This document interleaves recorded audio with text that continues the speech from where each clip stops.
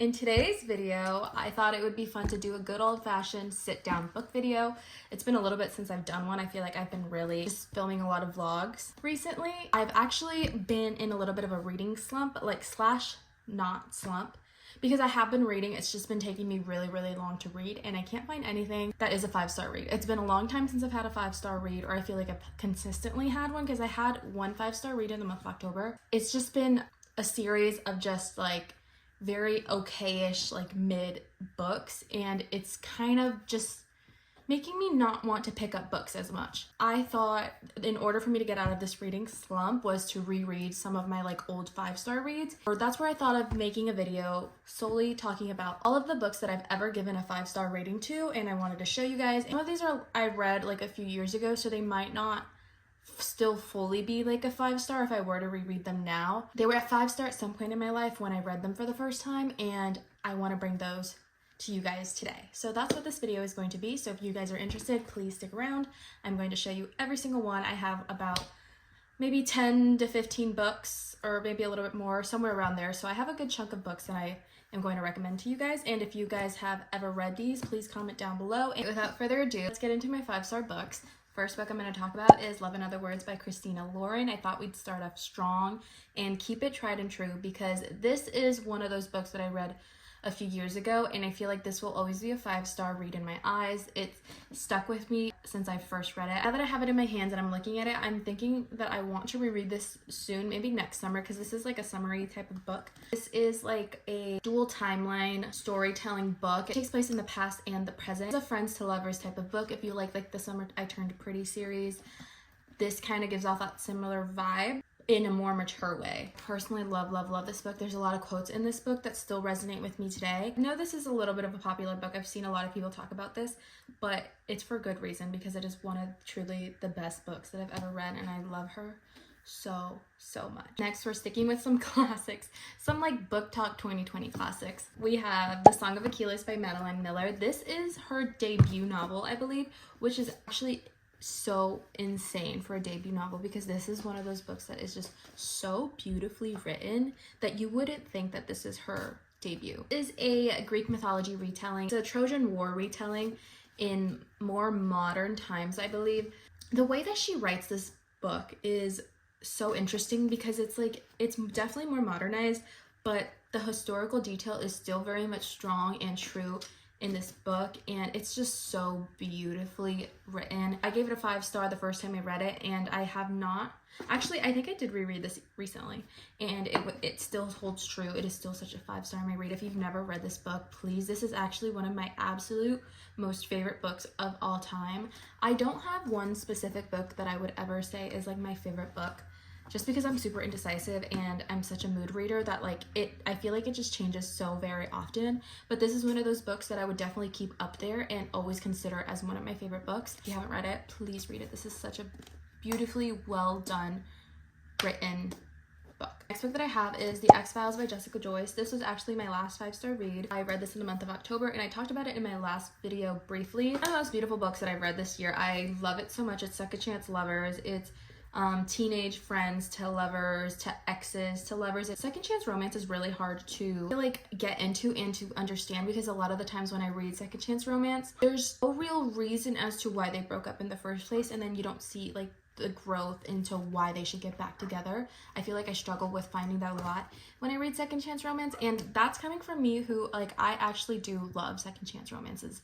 But this book shows you the growth that both characters have had in their time apart, and shows you why it's right person, wrong time, but then they found each other when they needed each other. Again, it's so beautiful. I feel like I really resonated with the main male character a lot, with a lot of his struggles. I love finding that relatability in characters in books like these, because it makes me feel more attached to them, and I feel like this is one of those books that I will look to later on. Jessica Joyce, she really outdid herself with this book, and I really want to read her other book, because I believe she only has 2. Her other book is You with a View, and I've heard a lot of great things about that, so I really want to read that. The next book that I have is If He Had Been With Me by Laura Nellen. This is a very sad book. It's very devastatingly beautiful. This book is about 2 childhood best friends whose mothers were best friends growing up, so they were raised together and just instantly have been friends since they were little. The main male character is Finney. The female main character is Autumn. They grew up together, and in middle school around that time, they kind of started to drift apart, and when they finally started high school, they completely drifted apart. They were both in different cliques in school. The story is told from Autumn's point of view and how she like remembers all of these moments and just her reminiscing on all of that, and then also her just explaining like her present day future. She has like a new boyfriend throughout all of high school. She doesn't really talk to Finney as much anymore. Mothers are still friends and stuff, but they just kind of had fallen into this weird like funk where like they have their history, but they're just these different people in high school and they don't know how to come together. And I feel like the way this is written explain that feeling that you get when you're in high school. I can see how like Autumn's mind was working. I feel like I related a lot to her as well. I have not read the second book, which is told in Finney's POV, I believe, because I don't think I can handle Finney's POV right now. Eventually I will want to pick it up and read it, but for now I think I'm good with this one. This was immediate 5 stars. I loved her so much, and I still to this day think about Finney Smith. I will cry every August 8th from here on out because I will remember him forever and ever and ever on that day. Right, the next book that I have is Just for the Summer by Abby Jimenez. I have talked about this book so many times in my videos. Every single video that I have talked about this, I'm pretty sure that I've mentioned that this is probably my favorite book of the year. That is no longer true. It has been topped, but is still like a runner-up. I will say this is my favorite summer book of the year. This book has all the summer vibes, and I feel like it will always be very nostalgic to the summertime and to when I first read it. And it's just so beautifully written. This is Abby Jimenez's best work. From what I've read the entire Part of Your World trilogy. I haven't read the books prior to that, but I just love Justin and Emma so much. There were some very frustrating moments, but like then you can see how like the both of them grow. And then like there's just quotes in this book that I still think about religiously. The big quote in the end of the book, this quote right here on page 392, the best kind of love doesn't happen on moonlit walks and romantic vacations. It happens in between the folds of everyday life. It's not grand gestures that show how you feel. It's all the little secret things you do to make her life better that you never tell her about. Taking the end piece of the bread at breakfast so she can have the last middle piece for her sandwich when you pack her lunch. Making sure her car always has gas so she never has to stop at the pump. Telling her you're not cold and to take your jacket when you're in fact very, very cold. It's watching TV on a rainy Sunday while you're doing laundry and turning her light off when she's falling asleep reading. Sharing pizza crust and laughing about something the kids did and taking care of each other when you're sick. It isn't glamorous. It isn't all butterflies and stars in your eyes. It's real. This is the kind of love that forever is made of, because if it's this good when life is draining and mundane and hard, think of how wonderful it will be when the love songs are playing and the moon is out. That's probably my favorite quote of my entire life. I think about that quote religiously. That's the only thing you need to take from this in order to read this book, because it's just so beautiful, and I just can't believe that someone actually thought of that and was able to put that into words and was able to like just encompass that feeling of like what true love is supposed to be. Please read this book. It's just so beautiful. I love them, and this will forever be up there. The book that I have is Court of Thorns and Roses by Sarah J. Maas. Now this book specifically wasn't a 5-star read, but I'm putting the whole series as a 5-star series. As a whole, I would say it's a 5-star series. If you've never heard of the XIII series, do you live under a rock? Everybody and their mother has heard of this, has read this, has dissected this. Like, everybody knows about this book. This is probably the most popular book series, I think, out there right now. If you've never heard of this, I don't know what to tell you, but go read it. It's such a fun book. It's one of the first fantasy books that I've ever read. It's not the one that got me into fantasy. A good starter for me for fantasy. It's not super complex. It's not hard to understand. Romance is really good. I think the romance is what makes this series. If you haven't read this, please read it. It's super fun. There's a reason why it's so popular. If you want to get into fantasy, this is like a good one to start with, especially since everybody has read it. So it's super fun. I feel like it's super fun to be in the know and be a part of a group, just because I have FOMO. So like, I don't like missing out on popular book trends, because it's so fun to be in that moment when everybody is talking about the same thing. I love that. The next book that I have is Shatter Me by, I can't pronounce her name, I'm so sorry, so I'm not even going to attempt it. I'm not going to butcher it, because she is everything to me, because she created the Shatter Me series. So I'm not rating this book alone as a 5-star. I'm rating the series as a whole as a 5-star. Series as a whole is a 5-star rated. If you have not read it, please do. This is another one of those that is really popular. It is a dystopian fantasy book. I really, really love like the political dystopian world in this. Super, super fun. You get to know the characters. You get to like, there's different POVs of other characters, a subplot of romance, and the romance in this is so, so good. This is young adult, so there's nothing spicy in this. The dystopian aspect of it, like dystopians are so, so fun to read. Like dystopians are so easy to picture in my head just because there's like so many popular dystopian movies that I've seen in the past and that I love. And this like reminds me so much of those, and so it's just so easy to literally like just picture everything in my head. Like when I was reading this, I feel like I was watching a movie while reading it. This is one of those books that I will forever love. Next book that I have is The 7-Year Slip by Ashley Poston. This is a magical realism literary fiction almost. I don't think it's classified as literary fiction, but to me, and it sort of felt that way. She has this aunt, and her aunt have, like, grew up very close, and her aunt kind of told her ghost stories growing up about how the house that she lives in and how like there's like magic in it and stuff like that. And when the aunt passes away, she ends up leaving the home to her niece Clementine. When she moves in, she experiences the magic firsthand. When she walks into her home, she sees this man standing there and she's very confused. She doesn't know what's going on, but as the story progresses, they start to build a bond, they start to build like a friendship, and they start to get along, and there is a romance in it.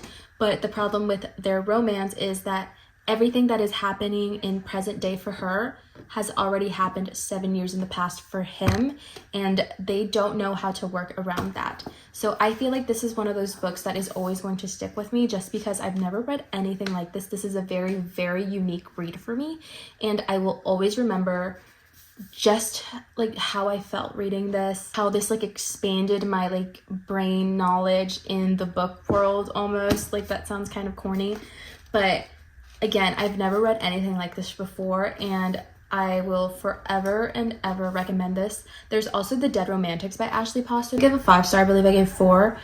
But I also loved that book. Like the way her writing style is just so good. It's so beautiful, and like her plot lines are just super unique because both of those books, I've never read anything like them before, and I love her, and I cannot wait to read more books by her. The next book that I have is One True Loves by Taylor Jenkins Reid. I feel like if I were to reread this book, I might not give it such a high rating, but there's so many quotes in this book that I still think about religiously, so I think for that reason alone, it will always be a 5-star in my eyes. The story is about Emma Blair, who ends up falling in love with her high school sweetheart. They end up building a life together. They move to California, they get married, they have a home. Day before their first wedding anniversary, Jesse, her husband, is sent out to work on this like a work trip in this helicopter. He ends up going missing. The helicopter crashed, and her husband is nowhere to be found. They found the other victims, but her husband is nowhere to be found. And so they kind of just assumed that he was dead. They declared that he was dead. She moves on, she grieves, she moves on with her life. It's like 5 years in the future. She's engaged to this new guy named Sam, who actually happened to be an old childhood friend, and she kind of just found comfort in him. She's become this new person. She had to grieve the loss of her life. Taylor Swift. She's out for dinner with her family and his family. She gets a call, and it's from Jesse saying that he's alive, back, and that he's coming back to her. And so now she has this like gut-wrenching, like heartbreakingly decision to make, whether she wants to go back to Jesse or if she wants to stay with Sam. And I feel like the way that this storyline is told is so beautiful because that is truly such a hard decision. I have no idea what I would ever do in that situation. Like, I just don't know, but there's so many beautiful quotes in this book, and if you haven't read it, please read it. The next book that we have is Binding 13 by Chloe Walsh. Now, I have just the book, but I'm giving the entire series as a whole. I have not finished the series. I've read Binding 13, Keeping 13, Saving 6, and Redeeming 6. I just haven't read Taming 7. So I've read 4 out of the 5 books, and I've rated those 4 books all 5 stars. So I can tell you right now, firsthand, this is a 5-star series as a whole. Although I haven't read Taming 7, it's going to be up there for me just because of how much I love these books. And this is the book that topped Just for the Summer for me this year. I just don't know how to explain to you the emotions that I felt reading this book, this series. I just felt so personally connected to them. I personally wanted to help the Lynch kids with all of my fiber, all of my being, and it hurt not being able to do that. It literally physically hurt me not being able to help them, even though there's literally nothing I could do because they are fictional characters. This is a written story, and I am not written in this story, so I don't know what I was going to do for them. And they're all in Ireland, and I'm in the US, so this is going to be a top series for me forever. This right now is my favorite series of all time. The Boys of Tommen series. If you haven't read it, please read it. I have been talking about them a lot in my recent videos because I have read them recently, and I'm going to keep talking about them because I love them. Johnny Kavanaugh, Shannon Lynch, Joey Lynch, Aoife Malloy.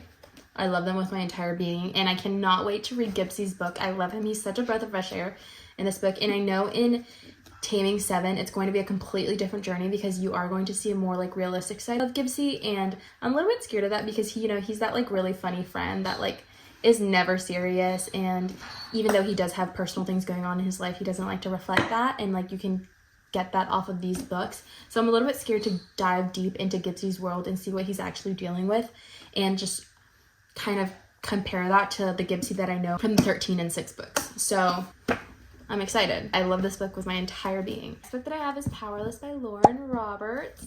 All you need to know about this is Kai Azar. He is the actual love of my life. Fearless comes out in April 2025, which is the 3rd book in the trilogy, and I cannot wait for that. If you like Divergent and like the Hunger Games types of books, you will definitely like this. This is a fantasy romance book, but I feel like there's a good enough amount of action in this book as there is romance, and the banter is what sold me because Kai Azar has the best bantering skills I think I've ever read. He's the best, and him and Peyton are just so meant to be in my eyes. This is a super slow burn, so if you like slow burns, you're definitely gonna like this. Tension, slow burn, and banter are the top 3 priorities for me in any type of romance plot ever. If it has all 3 of those, I can guarantee you that I'm probably gonna love it. This has the tension, this has the banter, and this has the slow burn. Especially the slow burn.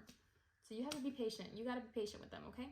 A lot of people classify it as enemies to lovers. I would not say it's enemies to lovers. They weren't friends to lovers either. So I don't know how to describe that, but I feel like the enemies to lovers trope is very misleading for this book. So don't go into thinking they're like true enemies to lovers, like they hate each other in the beginning. They don't. Next we have Fourth Wing by Rebecca Yarros. This is the whole reason I wanted to make this video, was because I have been in this weird like reading funk, and I wanted to reread books that I know have been 5 stars in the past, and I've been in a fantasy read.